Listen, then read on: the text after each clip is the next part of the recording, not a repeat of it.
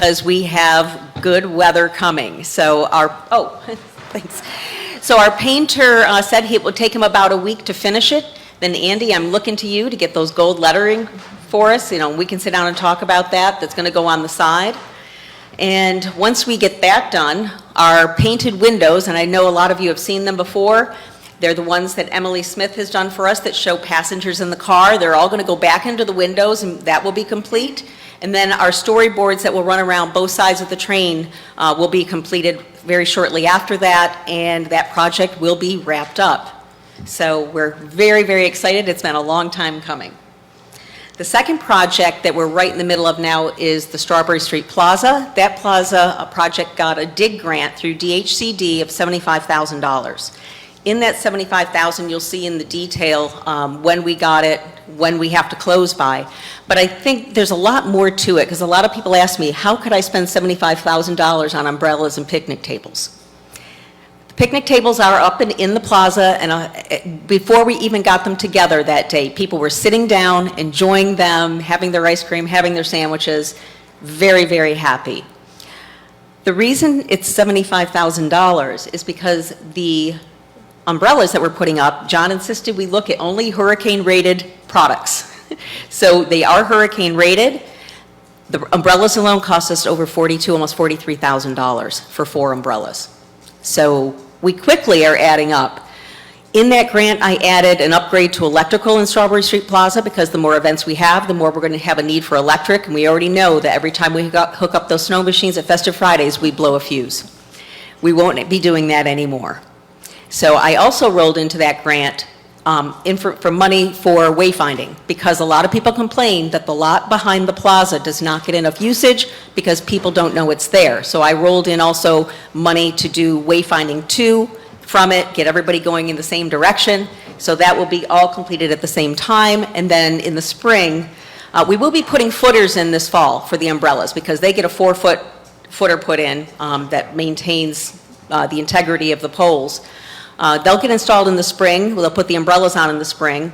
And then we're going to have a launch party in the plaza, kind of shutting it down and opening it up and introducing it, to the town. So I'm very excited about that as well.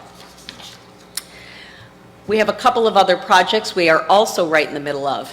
The entrance to Cape Charles, it's the Gateway Beautification Project, as well as the beach bathroom. The Gateway Beautification Project is the one that we talked about in the last review, that we met with Canoni, we met Northampton County, town. Tammy represented both, kind of the interest of the town council, as well as knowing Main Street. And we looked at how we would approach such a project. So phase 1 was hiring a consulting firm, Balzer and Associates, to complete a site planning study for us. They are in the middle of that now. They're looking to wrap that up sometime in October. Once that is complete, we will be working with them to help us lay out the phase 2, phase 3, phase 4, because this is obviously a multi-phase project that will take, time over years to complete. So we're just glad we're going to get phase 1 done, and hopefully we'll be able to get into phase 2 sometime next year. I have a question on that. Yes. Is there trees being added at all in that discussion? Route 13 all the way down, knowing the bike path is going to be there. We don't know yet. What they're doing at this point is they're looking at all of the pieces, who owns what zoning is on each piece of property, what are the setbacks on each piece of property. They're looking at 10 intersections between Route 13 and Fig Street. What has to happen with each of those homeowners? How much is wetlands? How much is, this or that? Once they have all that, then we can sit down and talk about it. There isn't even a conceptual plan starting yet. So that will come, because what we'll be doing is we'll be meeting with the public, getting input and feedback. I know we want to get the tree people involved so that they can help us with the, natural planting. So all of that will happen. We just need to get phase 1 out to know what we're dealing with. That kind of outlines what that project will look like. As for the beach bathroom, I had a $25,000 grant that's going to expire in December. We had monies going towards a bathroom that we can't do yet. So what we're going to do instead, we're lucky to have a developer on our board. So Mr. Gramino, we're going to give him the $25,000 to go ahead and upgrade the beach bathroom. He will be putting on a new roof. He'll be going in, painting, tiling, putting new fixtures in, and looking at the outdoor shower. So it will look much better than it does now. So at least that will tide us over till we get to our next steps.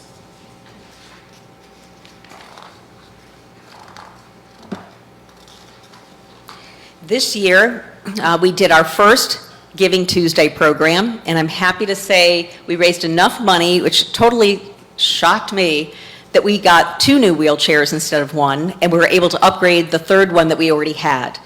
In speaking with Ralph earlier this week, he said, Karen, he goes, I couldn't believe we actually had all 3 out at the same time over the summer. Yeah, he said they got very well used and people were extremely happy with them. So I am very happy that we chose to do that project. And we're looking to do it again this year. So if people want to send ideas our way, love to hear them, because we'll be looking at that soon. Of course, we can't do it without our volunteers. This year, 2024, we did 6,734 additional hours with our volunteers. That would equate, if you look at it, to about 4 to 5 full-time people working on just projects and events in Cape Charles, free of charge. It's fantastic.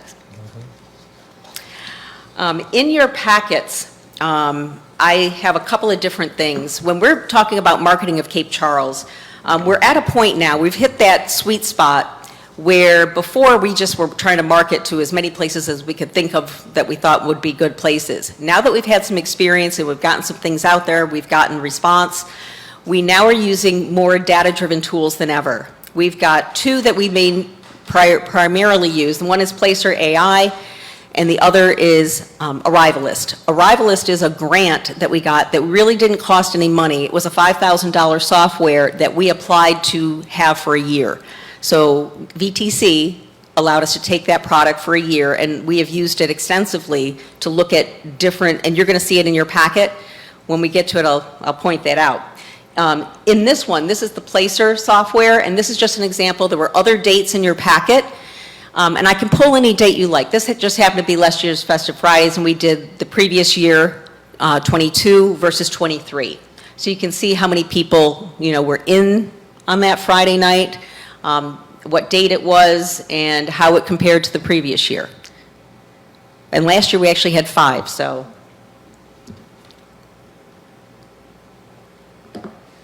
Oh, I missed, well, I'll keep going. Arrivalist must be later. It's different in my packet, but in the Marketing Cape Charles, we don't do, obviously, just print, although we do, but we are right now finishing up a campaign that was a VTC DMO grant for the town for $20,000.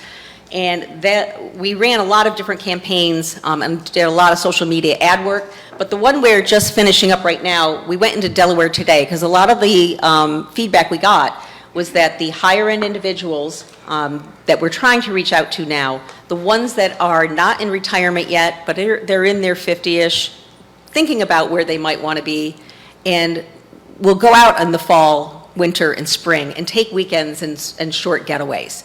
This is proving to be a very useful tool. It goes to like Ballackinwood up in PA. It goes to Chadds Ford up in PA, the heart of Delaware, and in other pockets throughout Delaware and Maryland and PA. So we did a full-page ad. We also ran an electronic newsletter right after it. And then we also did ads that all looked very similar to what the ad looked like. And we're getting amazing feedback on the number of people that have hit those ads. Great placement. I hadn't seen it. I did that research in that grant. I hadn't seen it. I know. I'm so excited. I know. They gave us the inside cover. I'm sorry, but I'm just like over here going, wow. Great, good job. Oh, thank you. Wow. And of course, we advertise in the ESVA Tourism Guide every year. We also hit the front cover of Virginia Tourism's travel guide. You can't go anywhere without seeing Cape Charles right now, and I'm sure everybody knows that. So hopefully you think we're doing our job. I showed a couple of other things up here. We're getting a lot of media attention, and I threw a couple of those in. What I'm loving about what we're seeing now is not only are they just saying, hey, go see the beach, they're saying best places to live on the coast in 2024. Seventh Serene Towns for a weekend retreat, not advertising vacations. That's the kind of thing that's really helping us, I think, right now. One of the things we've got going, I think you know, is the Cape Charles gift card as well. That was put in because what we want is a gift card that has to be spent in Cape Charles. We now have 30 of our businesses using it. Every dollar that goes on that card has to be spent in town, in one of those services or businesses. So we currently have about a little over $14,000 already been spent, but we still have another $7,700 that's hanging out. So what I'm hoping is that we get a few more gift cards out this winter before the holidays, and they go out and spend it in December, January, February. That's our goal, that we're going to put a harder push on for that. This is not in your packet, but we put it at your seat. This just came out, and it's the Virginia Tourism Economic Impact Data. I am not going to spend a lot of time going through it. I put it in your packet. We're having Laura Messer come here for our MS Connect, which is our monthly Main Street meeting with our businesses. She is coming to present the entire study. So we'll be here in the Civic Center on October 7th at 6 p.m. So if you would like to come, we'd love to have you. Just, come on along. Plenty of room. I did want to update our Totten meals. I know things are slowing down, but when you look at the economic impact data, you'll see that even though Virginia overall, I saw it in the Virginia pilot this morning, they're talking about how the Outer Banks, Williamsburg, Virginia Beach, Hampton Roads, they're all slowing way down. As Laura told me yesterday when we talked about this data, she said, Karen, that's true. She said, however, the Eastern Shore, even though it slowed down, it didn't slow down like everybody else. People are still coming to the shore. So you can see here, I just verified these with the Treasurer's Office earlier today because I changed 23. So your 23 number probably is different because they make adjustments later. And I got Adrian to give me the adjusted number so I could update these numbers. Our social media couldn't be going better right now. We are kind of blowing it out of the water. Our website users have gone way, way up. We're up over 75,000 new users in 24. And the engagement rate is through the roof, which is wonderful. So what does that mean? Engagement rate, the number of customers that engage with the site. They might see it, they come back and they go to page, and they're engaging with your content. So CCVC, which of course is the town social media pages that we manage. The CCMS, of course, is our own.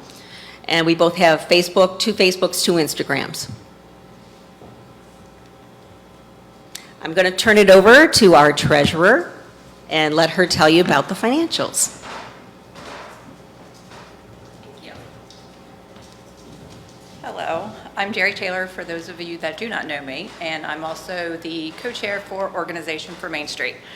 So with what you see here is our financials for the fiscal year 2024, and it is based on a full year. To the left is our income, and to the right is going to be the expenses. The income takes care of or manages the town funding, the fundraising that we receive, our events and projects, our grants, and also our merchandise sales. And our expenses include our payroll, event projects, the marketing, the admin, and the merchandise sales as well.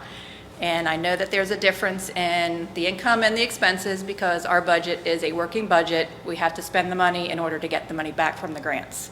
So as Karen had spoken about, we do still have the outstanding of around $443,000 that we're going to be coming in.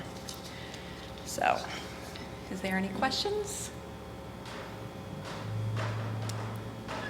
All right, and what's happening next for Cape Charles Main Street? These are the projects and events that we are currently working on or will be working on in 2025. The first one that you'll see is the Heart and Soul. That is where we have Soup Night at the Firehouse again this year, and it is scheduled for November the 19th, and the board and our volunteers will make soups. We'll invite all of our businesses, volunteers, and anyone that would like to join us. Last year, I think we had about 75 attendants, and the soup went, so it's a great event to get out and know everybody and reintroduce ourselves. Festive Fridays, which we already have started, and we will have 4 Fridays this year. We've had 2 events meetings so far, and we're looking forward to getting that involved and get that happening. Love the Locals is roughly scheduled for February 2025. The exact date, it will be determined, and that is where we have all the businesses have their specials, promotions, and try to get the locals out on our off-season. Love Run, 5K, 10K is scheduled for the April 26th. That is actually started. We have met with a couple timing events, so we're trying to get that underway and get that organized. And then, as Karen spoke about Strawberry Street Plaza, we are looking to do the opening party for that celebration. Just once everything gets completed, we're hoping possibly to coordinate it with the April 26th for the Love Run. You don't want to do it during a nor'easter and make sure those tents stay out? We could shoot for that. We'll have to look at the radar and the weather, the projections. It's a test. And then our final one is the new visitor center, bathrooms, offices, and of course, the train where that is locally, currently located. That's going to be determined. And you'll see that we're holding about $67,000 in grant funds. That was, the original amount was $100,000 that we received. And we actually wrote a check to the town of Cape Charles for the fiscal year 2024 in the amount of $32,334 for the architectural work for that. So all good things that are coming in the current time and 2025. Right. Yeah. And now you can All right. Before I do the summary, I just wanted to ask you, there's one chart that didn't come up. I don't know how it came, I lost it, but it's on the arrival list data. In there are bar charts, and I don't know if you recall seeing them. I had 22, 23, and year-to-date 24. If you notice, what's happening is the big, bell curve that happens in June, July of every year is starting to push out. We're getting now, April's a little bit higher, May's a little bit higher, and it's coming more of a trajectory instead of this. And you'll see it on the tail side too, September, October, November. So that is exactly what we've all wanted to happen. It's starting to work. I think we just need to keep it up. So what I want to do is just quickly summarize, and I was trying to think of a better way for you to look at where does your money go and what do you get back for it? What's your return on investment? And I could have gone down, and I did actually start penciling in, what is a marketing person worth in Cape Charles? What does a website management company cost? And I realized as I kind of got down through them, that really all the income we make or we bring in goes right back into these projects in the town. So I said, let's make this simple. Let's take our income, minus your 90,000, and look at the investment gained, and what's your return? Your return on investment is 252.5% on every dollar. And I can't tell you how important those dollars are to us, because the fact of the way our grants work, I can tell you we've had some scary moments when we've got grants that we want to pull in and we can't because we have to outlay the cash for the product or whatever it is they want, or a cash match that we don't have. If it's a $10,000 or $15,000, we can't just write a check. So that money we get from you every quarter allows us to even out our cash flow enough that we can continue to write these grants and to get them into our pockets. So I appreciate that. Thank you so much for that. And if you have any questions, happy to answer. Thank you. Great. Yes, thank you very much. Yes. What are the reserves you got? Do you have any reserves? Anything that could help with that problem? Because we took on so many grants this year, Andy, we have very little in reserve. I did take a drawdown on the DIG grant that we're doing for Strawberry Street Plaza, but it's basically all earmarked for products we're buying for there. So, yes. No, I'm looking forward to October 1st. It's quarter. I just have to add, because people don't know, Karen is a master of maneuvering these grants and getting the most out of them, and for it to pay for things like our social media person and different aspects. And that takes a lot of coordination and find out which one you can kind of use different things for. And some of them you can kind of double dip. You can, use an ad here and here, which really helps a lot. But she has become a master at doing that, and it's just wonderful to see. Thank you, Tammy.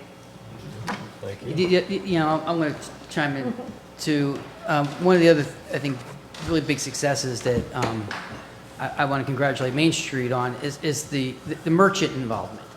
I mean, when I first started here 4.5 years ago, there were, not all the merchants were very excited about Main Street. And over this time, largely through Karen's leadership, that's turned around.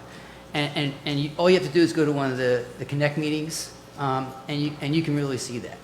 So, I think it's a big success story. Thank you. Yeah. Great job. Oh, and one more thing, anybody who wants to make soup, last year we ran out, so glad to have town council jump in if you'd like. And I think I'm going to be out of town. I might have to send Jim over. I have to make it. Send him over. Send them over with the 5 gallons. Yeah, freeze it and be ready. I'm not going with that lasagna soup. I know, and I was going to say, some people are expecting the lasagna soup, so it's a lot of pressure. And just in case anybody, I put a bunch of the new rap cards, walking tour rap cards, summer newsletter, and annual reports in the back, so if you want to pick any up, feel free. Right. Do we have any public comments this evening, Liddy? Oh, I didn't need to. Okay. No one signed up, but I do have one that I received via email. Okay. Has to be read into the record. Wait a minute, I'm gonna get my primer ready. Okay. Go for it. It says, my name is Julie Jones and I live at 538 Monroe Avenue. Last year, my husband Sam and I began volunteering with an after-school Good News Club at Kiptopeke Elementary School. Over the course of last year, we truly enjoyed meeting and working with the children in the club and getting to know some of the Kiptopeke staff. We are looking forward to resuming the Good News Club in October. Recently, I heard some very troubling information from someone associated with the school that there are children who live in places without electricity. I also heard that there are children who live in a trailer with 15 other people.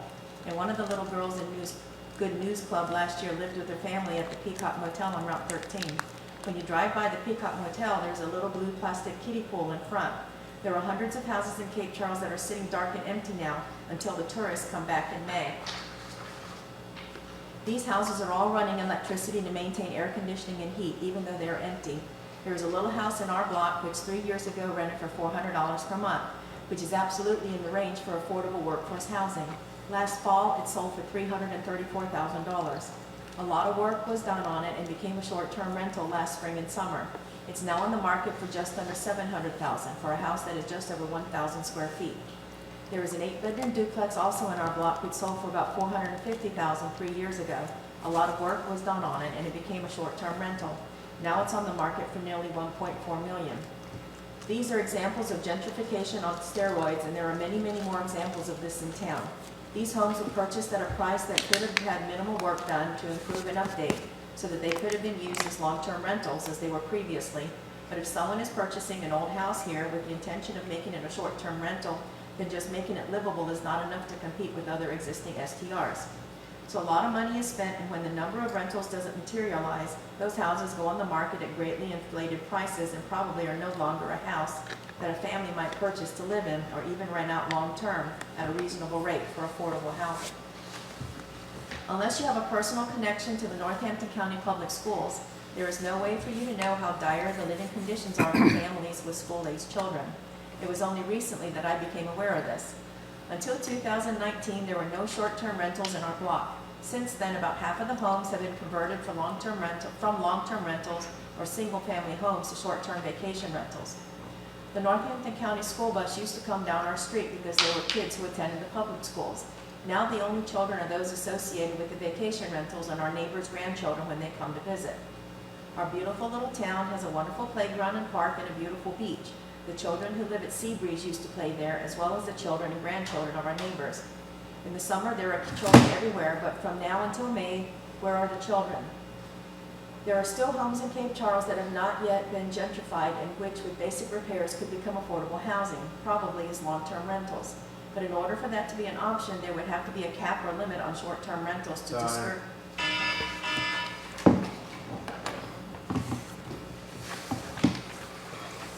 Alrighty.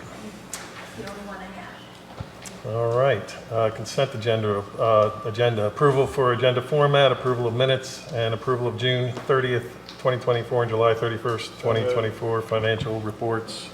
I need to pull out or make a motion to pull out the July 31st report, just talk about that. Second, Second. all in favor to pull out July? Yes. Aye. All right, All right, so July has to be rectified. What's on our capital plan, we're missing 4 projects. And I talked to the office this morning, this afternoon, and that will be picked up. So I just wanted that noted. That capital plan has to be updated.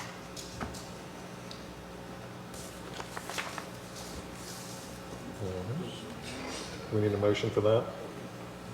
Yeah, I'll make a motion that we update the capital plan for July.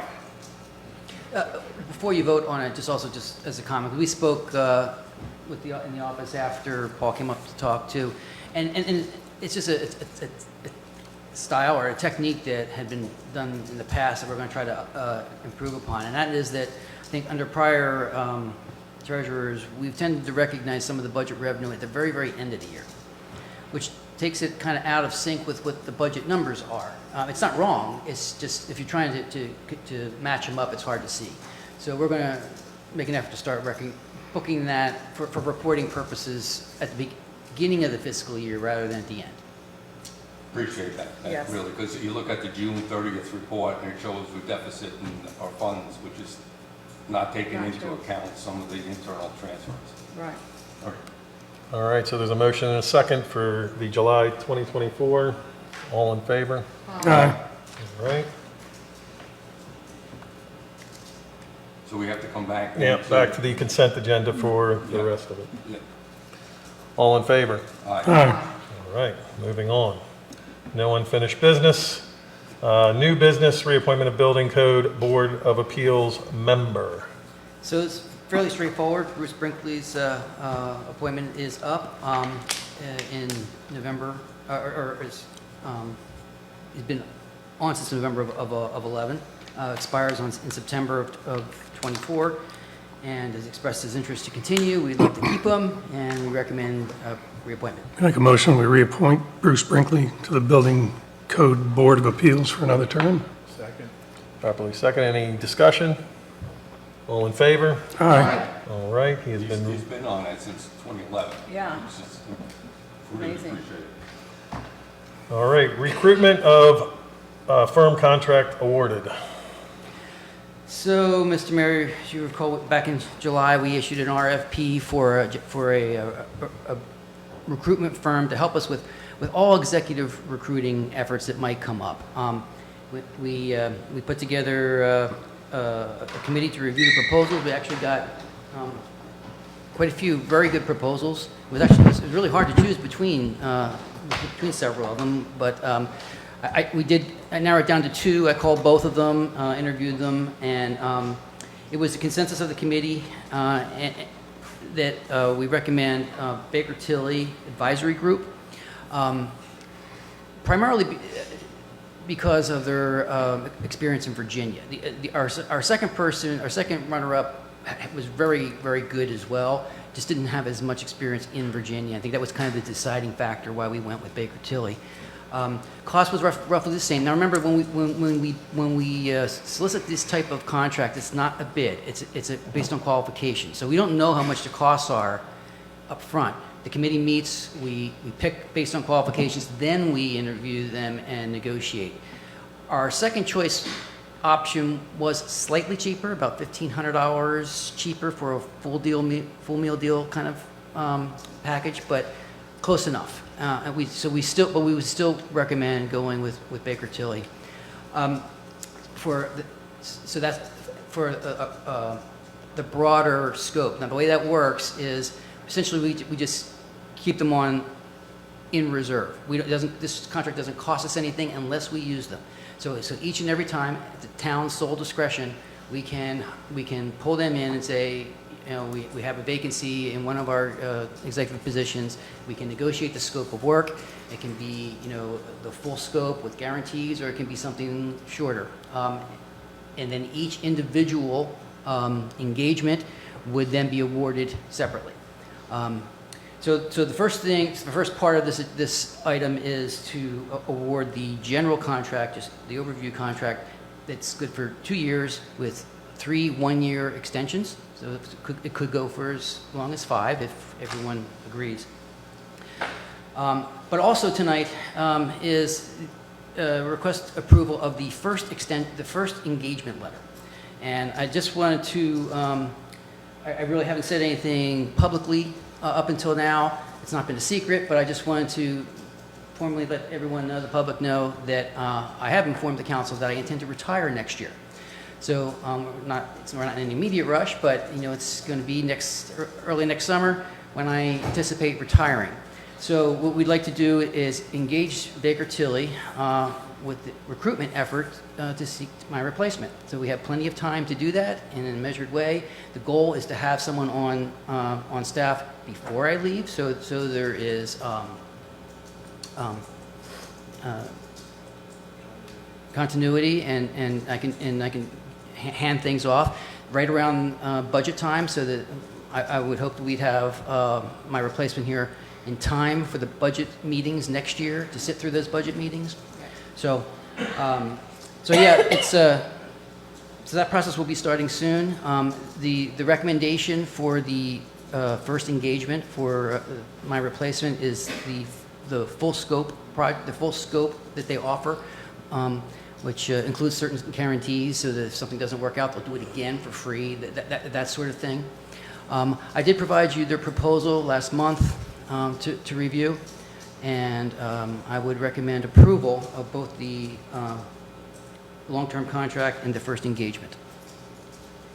Is there a motion?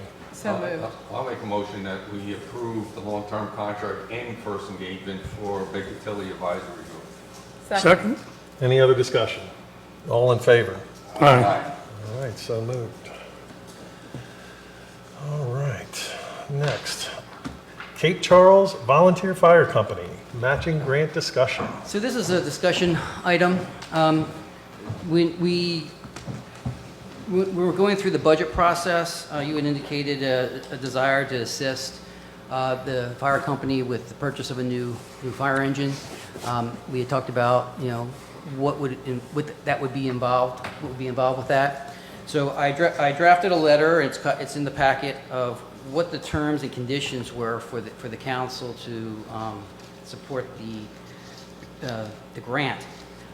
One of the stipulations that you had asked for was that the $250,000 was a dollar-for-dollar match to hopefully promote other grants to come in up to that amount, that would give the town a little bit more bang for the buck and reduce the burden on the fire company.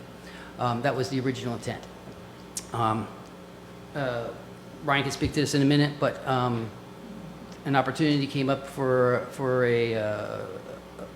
an apparatus that's available now, and so they asked if they could forego trying to get additional outside money and just use the town's money and their own money and some financing to get something newer, to get something now. That's clearly outside the bounds of what you had agreed to before, and therefore I could not agree to do that.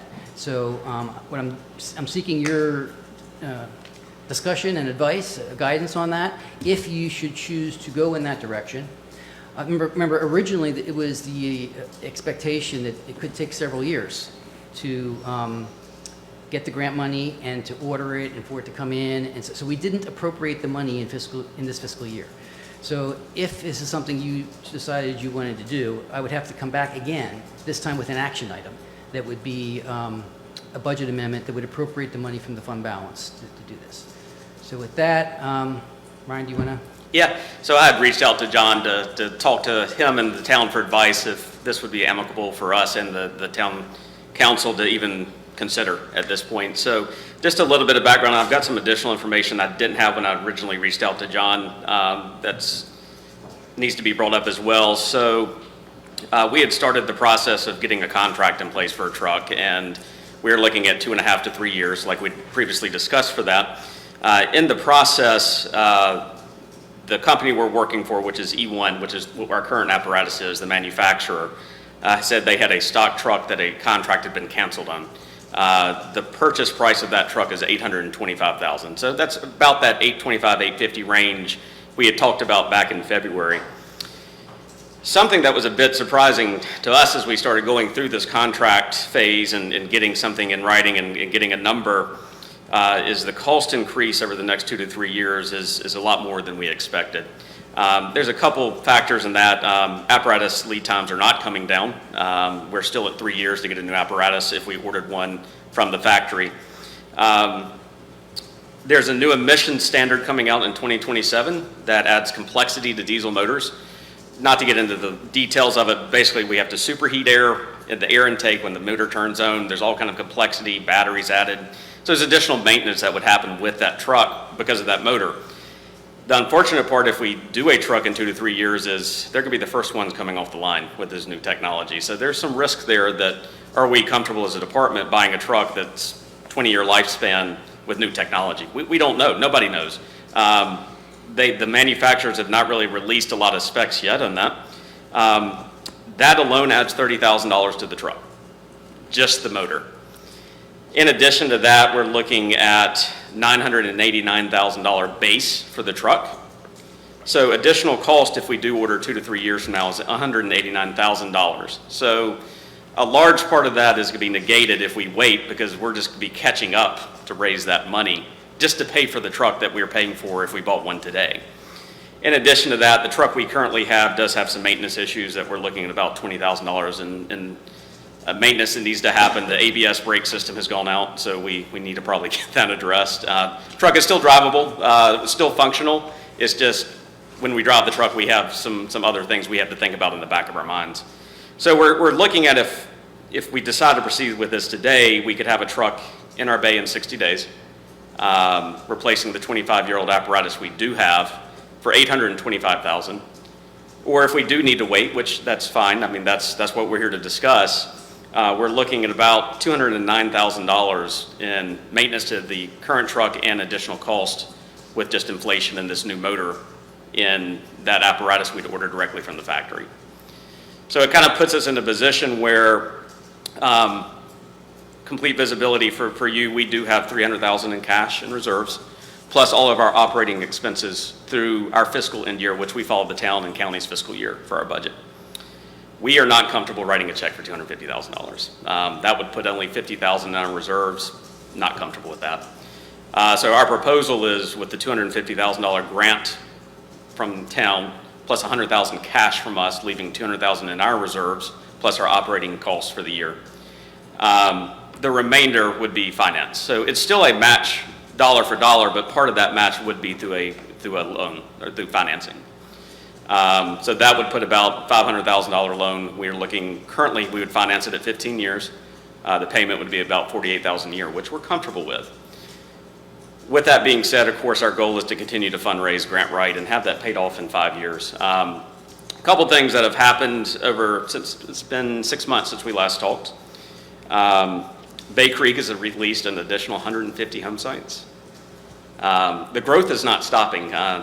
Main Street, they're looking at magazines, they're advertising, come to Cape Charles, come to Cape Charles. The growth is not stopping. We recognize that. And we don't have any control or say of what that growth is, but we are tasked with protecting the people that come here with that growth. Just some call numbers. As of September 19th, we've been alerted for 225 calls. In 2023, we had 190 calls the entire year. In the month of June, we had 40 calls alone. We were running almost 2.5 calls a day in the month of June. It was a busiest month we've ever had for our department. And as the numbers continue to grow through the end of this calendar year, we'll be the busiest year by far that we've ever had as a department. So the growth isn't stopping, we get that. We've just got to find ways to protect the community, that's what our mission is, and through due diligence, this is our best option moving forward. But we need to see what the town thinks about not having that dollar for dollar match with some of it being financed and some of it being cash, and what the thoughts are there. I know that was a lot of And information, that new sorry. engine you have coming in has all the, So the new bells engine and we're coming in whistles you is, get from a new engine? yeah, it's basically configured exactly like the engine we have. It's a 1,000-gallon tank. It has the biggest Cummins engine you can put in a fire truck, which we would need when we run big fires, and a 1,500-gallon per minute pump. So it's basically configured exactly like the truck we have. There are some additional safety features which are great for our team with, it has airbags, which obviously our truck now doesn't have airbags. There's some stability control where it keeps the truck stable. We don't have, I mean, our truck's 25 years, we just don't have that. Plus, we're getting a brand new truck that has a 20-year lifespan. We would get at least 20 years out of this truck. NFPA, which is the organization in the US that governs age of truck, their benchmark is 15 years first due. So that engine that's going out for that fire call, they recommend at least 15 years or younger. We're at 25 with ours right now. And that's just, that's just where we're at. I mean, we're looking at these apparatus. Before COVID, we were 500. Now we're 800. Now we're going to be over 1 million in a couple years, is what they're saying, at least with these contract negotiations. Hey, Brian, out of all those calls that you've had, how many are in town versus out of town? We're running probably about 40% in town. Now, that does vary time of year. So during tourist season, we're over 50.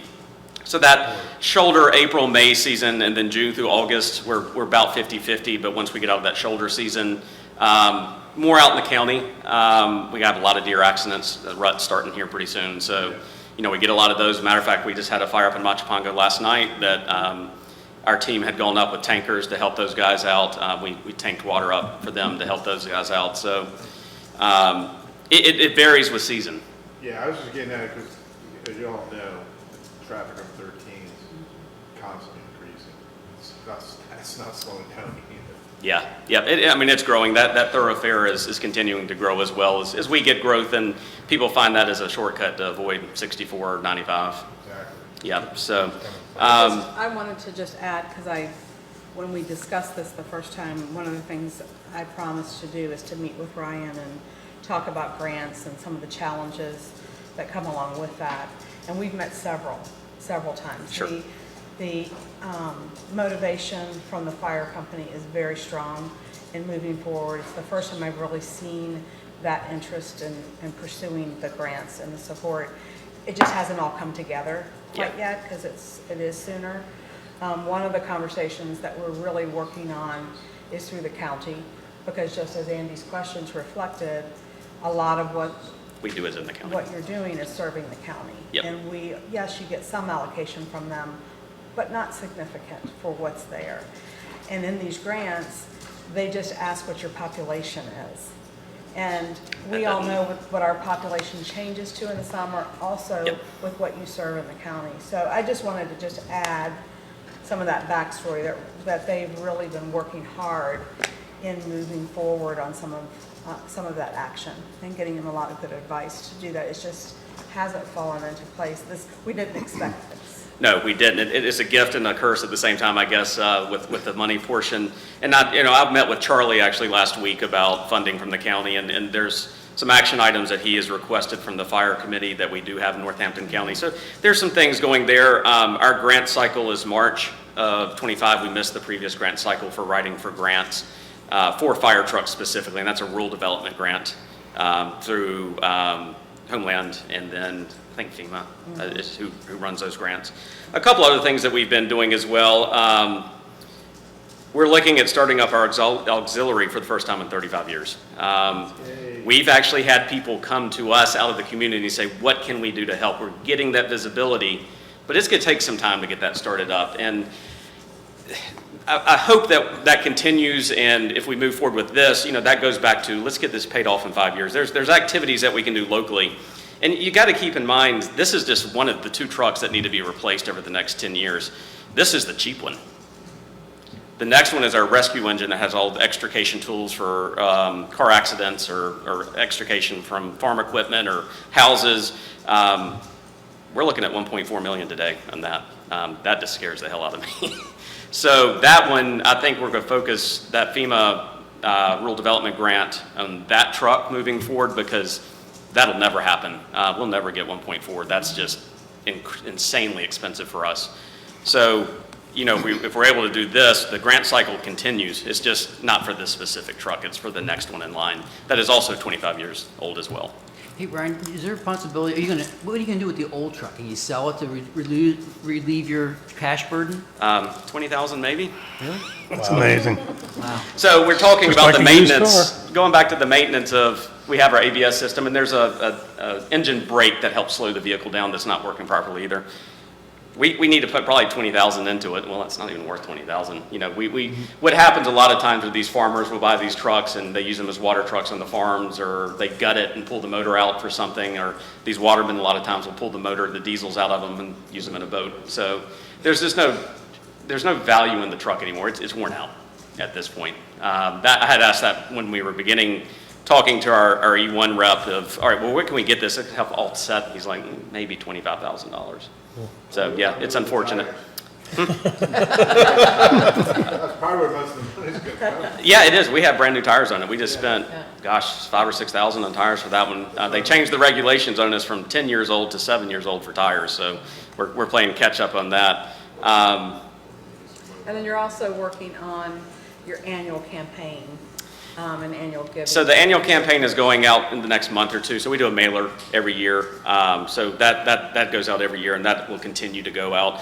We're going to get a little more. Tammy has been helping with getting a bit more focused on just, hey, we just need money. Focus on one specific item in that annual campaign. I guess that drives more donations when that happens. So I'm a bit new to some of the fundraising world, and so there's a lot of people in the community, Tammy specifically, that has really helped with grants and things that we can help with that, but also the fundraising side. You know, this year we got Grandma out, and she was out in front of Peachtree Books, and you know, we've raised more money doing that than we have in the past couple of 4th of Julys having the beer trucks, and so Good. yeah. So So did you get any sense from the county that they're willing to help? Charlie's a big supporter of fire service. Didn't answer my question. I think his challenges lay with the Board of Supervisors, and I think it's an education thing. I think the Board of Supervisors don't understand, if we went away, what that cost is every year. So for the town of Cape Charles, you're looking at probably a $2 million payroll just for staffing. You have to have 3 shifts, plus alternates, plus your chief, deputy chief, all that paid. Plus, you know, a building plus apparatus if you had to go in from scratch. Obviously, you know, that wouldn't happen, but you know, you're looking at $4 or $5 million just to get started, plus your $2 million overhead year over year for insurance and maintenance and everything else that goes along with that. So I think there's an education piece there. To date, Have you been to the Board of Supervisors? No, that's getting on the list. Yeah. So that's something that we're starting the process of. But we did meet with Supervisor Coker. Yeah, we did meet with John as well. One of the biggest challenges is Cape Charles isn't the only town that needs this. Yeah. All of the county fire departments 5 of them. are in need. And so he knew that what was going to happen when you go to the county is, well, what about all of the others? So that's why they're Yeah. going through this And committee in some way. And that's what John, or Charlie did come back with is, well, how do we equitably put out these proceeds? And Yeah. I know that's a touchy subject. You look at the tax revenue that does come out of Cape Charles, it's substantial. The county does use census numbers to drive funding for fire departments. Well, Exmoor has more people on paper than we do. They don't take into the account the 6,000 people that pour in here over the 4th of July week that we still have to protect. We have to find a way to fund, but they don't take that into account when it comes up to divvying fire funds in the county. And that's what we're trying to do, is some education there. And we might need support through the council Sure. as that moves forward as well. So I guess just from my side, going down that road is, I mean, for us, am I nervous taking out a $500,000 loan? Sure. But that's going to drive us to continue to raise funds and get that paid off. The loan payment would be about $48,000 a year, which I'm quite comfortable with our current funding from the county and town, plus our fundraising efforts that are increasing. last year, Toolmania alone, we raised over $50,000. So that's just one fundraiser. We've started up our fishing tournament. That netted us out about $10,000 this year. So we're getting in there. We're getting our feet in the ground, but it's going to take some years to really build that up. If we can just get some ponies like Chincoteague, we'd be. We'd be all set. 50,000. But just looking forward, I think fiscally, we're comfortable moving forward with the new truck. It gets us a goal of getting within those guidelines by NFPA to have a new apparatus in here that we don't have to worry about pulling out of that bay and are we going to operate or not? Is something to fail? Or run into a wall to stop. What was that? Or run into a wall to stop. Yeah, or run into a wall to stop. So we would never imagined we'd find a new truck that was deliverable in 60 days. I think it's just doing our due diligence. We feel it's the best path forward as a department, but we, of course, can't do it without the town. The town has been a big proponent and supporter of ours over the years and has helped us out in pinches back when we didn't have a lot of funds coming in. But, those days have changed a bit, but so have the apparatus cost. Spending $800,000 is a lot of money.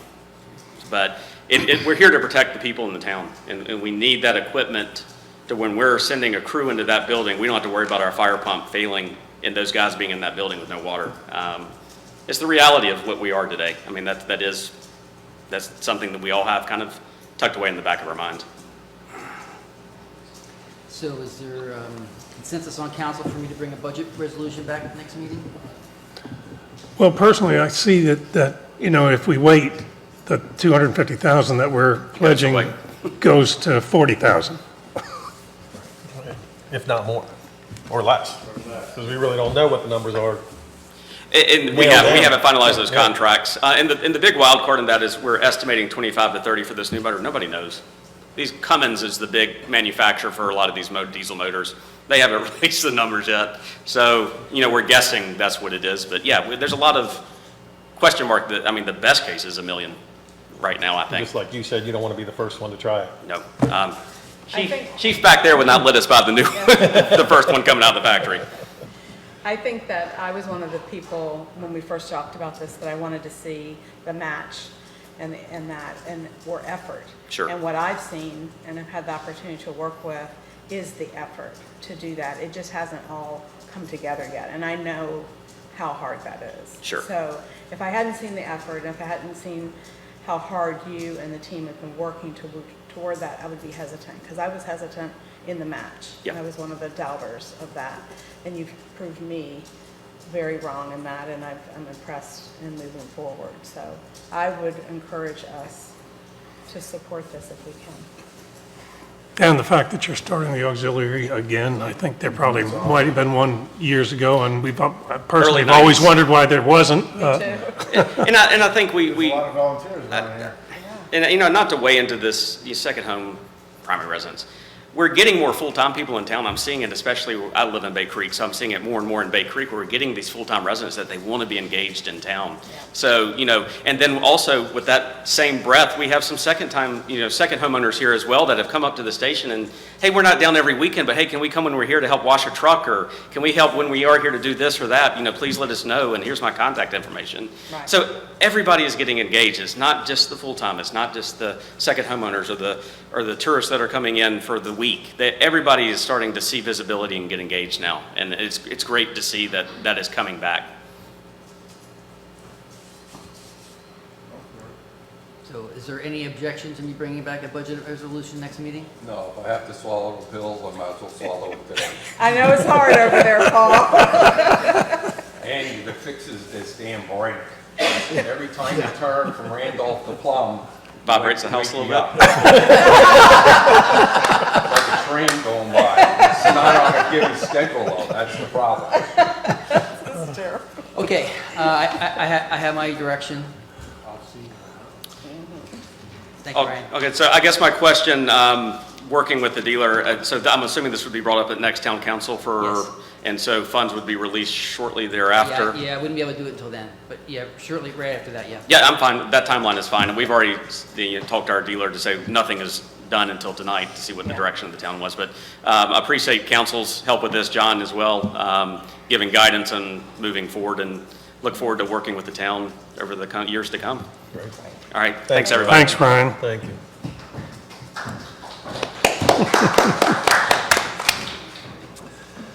All right. Town manager comments. Okay, so I laid on the dais for you a copy of the library report. I just thought it was some really cool, impressive numbers, and I wanted to brag about the library team a little bit. So just peruse those numbers about just the sheer volume of activity and how it's grown. I just think it's, I think kudos are in order for the library staff. Also, I wanted to brief you on where we are with our council vacancy. So I've reached out to our attorney. Well, first of all, we asked our clerk to contact the clerk of the court, and who was going to talk to the judge about whether or not we could delay appointment of the vacancy until after the election, so we would know who to appoint. The court was not willing to engage with us on an unofficial capacity, so they wanted our attorney to draft something for them. So so that got Libby off the hook, and I got involved with Mike. And Can you ask him to go slow? well, here's where we are. So it's not as simple as I thought in my first read of the code. You have, according to Mike, you have 45 days to appoint somebody. If you don't, within 45 days, you lose your ability to appoint somebody. After 45 days, only the court can appoint somebody. Not a big deal. We just didn't have to petition the court to do that. Although there's been no formal ruling, the court and the judge have seen what our intent is. I don't think there's going to be a problem with that. So Mike has already drafted the petition necessary. But it would require council action to do two things. One, to approve the petition, selecting the person that you're asking the court to appoint, and you would have to approve our attorneys to have the authority to submit it on your behalf. My suggestion is that we schedule a special meeting on November 7th. That's the first Thursday of November, 2 days following the election. And that you look at the results of the election, and whoever got the most votes, assuming outside of an incumbent who's already holding a seat, but the most votes of any of the open seats, that you could then decide to request the court to appoint that person to fill the remainder of the vacant seat, which would be from then until January 1. Okay, so you have two options here. You could do that, and then you would have whoever had the most votes would start their term right away in November. They wouldn't have to wait until January. Then, in January 1, they would assume their normal post, what they would normally have done. So essentially, that person, because they had the most votes, would actually have slightly more seniority over the person who would start in January. Your other option is to do nothing. You could do nothing and wait till January and leave the seat vacant. The risk there is that at any time, the court could decide to appoint somebody. If somebody else petitioned the court to fill that seat, the court could potentially decide to do it.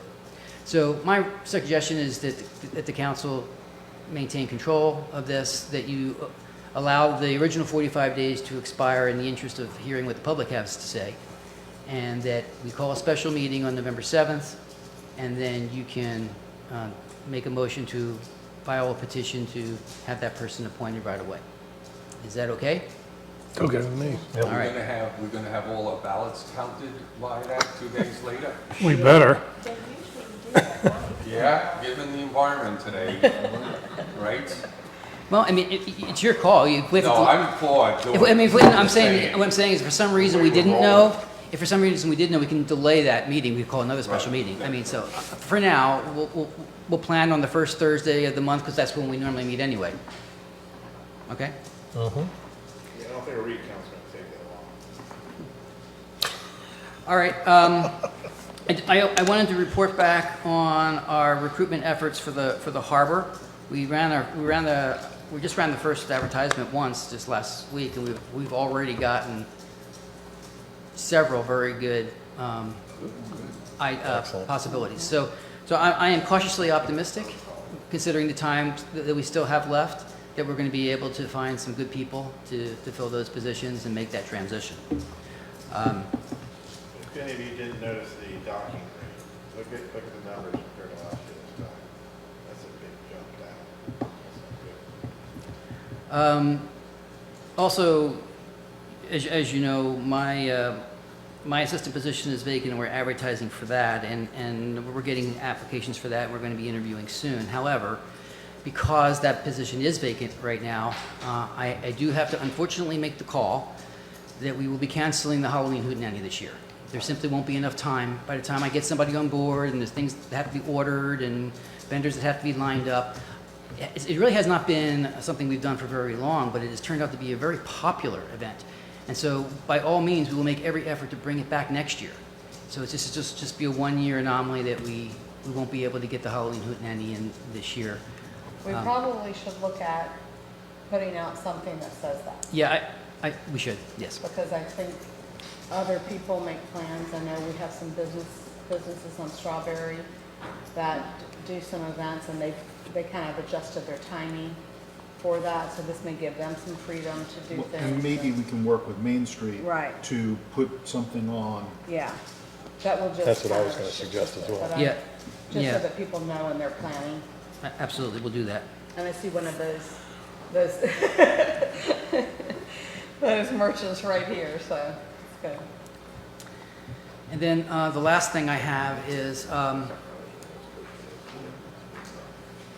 unfortunately, I recently I've had a death in the family, and I need to go up to Philly. In fact, I need to drive up there tonight immediately after this meeting. I need to be there tomorrow morning. So I will not be in tomorrow morning. I will not be in the office tomorrow. I'm reachable as always, but I won't be in the office tomorrow. That's all I have, Mr. Mayor. Sorry for your loss. All right. Any other comments? Beachfront master plan, are we getting comments in, you know?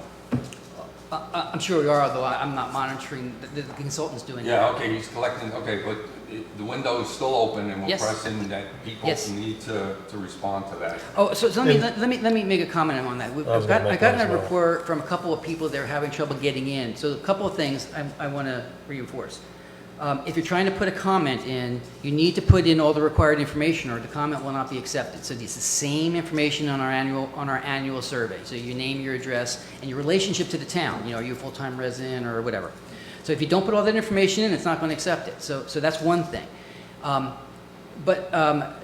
I engaged with the consultant to make sure everything was good on our end, and it is.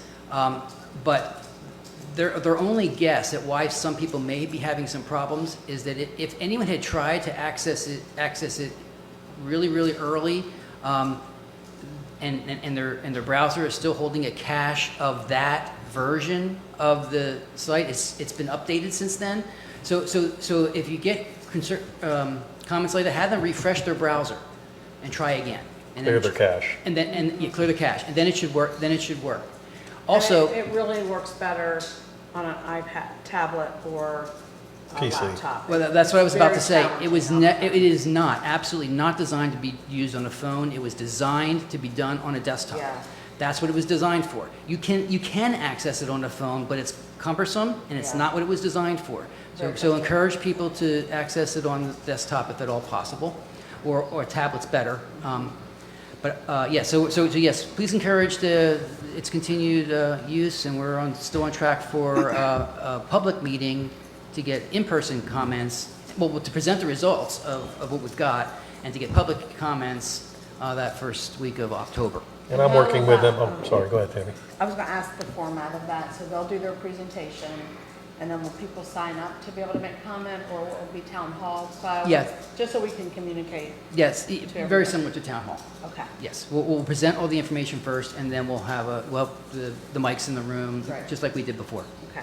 And I'm working with them as well, based on what we had talked about, to get something out there to everybody to kind of just walk through it as far as what you need to do, where you need to put the comments, and just really, Good. 1, 2, 3 type. Oh, Right. we We got a plan B for a bigger venue. Well, the same problem we have every time someone says that is we lose Facebook. So anybody who can't physically be here won't be able to see it. So, and nor can it be archived for someone to watch later. So that's why, Can we bust out the old camera? We should do it that way, post it. But I can't put it on Facebook. Facebook Live. It's live. I mean, like the Will they be able to comment on specifically the Facebook other day- No. for this meeting? no, you cannot do that. 4 or 5 watched it live. Okay. It's a lot of views out there. I think on a Monday night, that's when it is, it's a Monday. No, it's a Thursday. Thursday. I think it's the Thursday first night. Thursday.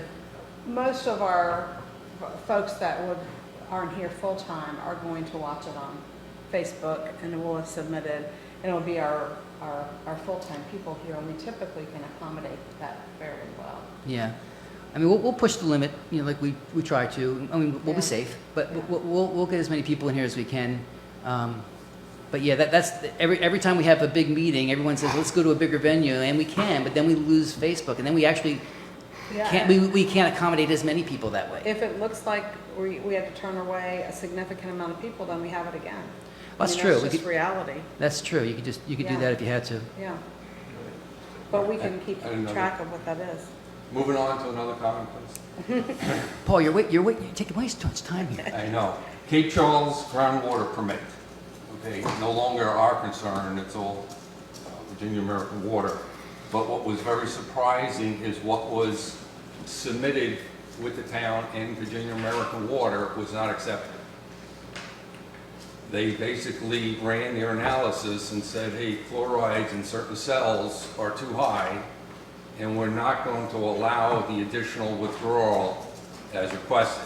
And they really left it similar to what it is right now, with the stipulation that after the Keck wells are piped in, then they'll monitor for 2 years the fluoride levels at a certain well, and then allow Virginia American Water to apply for a modification. So a big change in that. Well, I don't know that that's definitely a big change. It sounds like standard business practice to me for them. I don't think they ever have granted immediately or whatever we asked for in the past Well, either. I'm on the groundwater committee and I review all in the past couple of years. Yes, they do challenge farms that say, we're going to add so much acreage, it doesn't. I'm talking about Cape Charles. But Cape Charles, I haven't seen anything that was not accepted in the past. This one is dramatically different from what we've seen. Paul, do you know, is there any stipulation on when the limits are calculated, by day or by month? No, see, the daily one comes from the Department of Health. That's right. And in, again, the DEQ application, it says they have to update their particular, Because that's the problem. Correct. I think we'll be Yeah, fine. that's We get the Cuck wells online, and if we can stay with a monthly limit, we're going to be fine. Well, for a while. and that's the DEQ permits, Right, monthly right. and annually. Yeah, it's when when the Department of Health has put us on a daily limit that we got into a real bind. We were flirting with that 4th of July every year. And I don't know how soon they're gonna operate. So is that one still intact, or is that one No, the the Department of DEQ. Health one is still in play, still for daily? and they will have to update. DEQ and Department of Health now work together. Before it was siloed, now it's together. We're still the only one that's on daily, right? No, I think most facilities, that's where DEQ comes through, and they look at your facility and say, how much can you process through your facility? I don't care how much you can take out of the groundwater. Department of Health, that's what I mean. The reason the Department of Health has the daily limit is because of the input capacity. That's the only reason they have it. So if tank wells go online, that raises half of something else for the Department of Health. Yeah. Anybody else this evening? Yeah, I just wanted to say, thanks for these statistics on the library, because I obviously read your weekly report every week, and it just seems to me that the numbers on the library have really gone up, and this proves it. So, I mean, it's really great, thanks to the library for doing that. It's just, Yeah. terrific to have that much business at our library and to see the increase year over year. Yeah, it's really, it's more than a library. Yeah. Yeah. It is. I just have two things. You got the economic impact study that I sent today, and I was glad that Karen was able to pull this out. Really take a good look at it. It's really impressive for the Eastern Shore as a total, and the efforts of the ESBA tourism regionally. And then I just wanted to thank specifically Public Works in helping out with the community potluck this year. We had some series of events. My husband's back, the weather, and Ralph and his team really came through and helped me in a pinch, and I really appreciate it. The really amazing thing is 140 people RSVP'd and we fed 250. Wow. So I'm glad I used my event planning skills and knew that that's where we were headed. So we ran out of hot dogs. We came right down to the wire on burgers, which is great. But to have that many people contribute to that event is just really wonderful, and so many of your hands here helped out, and I appreciate that. We have a great, great group that does it, so thank you very much for that. It's a great way to end that wonderful concert series. Absolutely. Yeah, Paul wasn't shy. So I don't know if any of you guys saw the Civic League's candidates forum. It was really good. So it was a big turnout, and the Rotary is going to go to a single night. So I'm not sure which night they picked. I think I just got an email today from it. Wayne, I didn't look it at was it. based on Wayne's availability for which night you wanted to do. So Okay. it's either going to be like Monday or Tuesday. I put it on your agenda. Oh, okay. Oh, to make well, there you go. I was going to make the announcement next. All right. I just didn't see it, but you know, these events are really good. Anything? All right, everybody good? All right, so a few announcements. October 3rd, Town Council Public Input Session, Beachfront Master Plan, as we talked about. October 13th through 15th will be the VML's Mayor Institute and Annual Conference in Virginia Beach. On the 14th, town offices closed for Columbus Day. On the 17th, our regular meeting. And as we just talked about, the 22nd, Tuesday, will be the Rotary Club's Candidate Forum. And then on the 23rd, Town Council Work Session for Beachfront Master Plan. And of course, on the 9th and 10th of November, Dock Dogs once again. So bring your dogs, bring your friends. We'll see you at the park. And can I get a motion for adjournment? So moved. Second? Second. All right, all in favor? We are adjourned.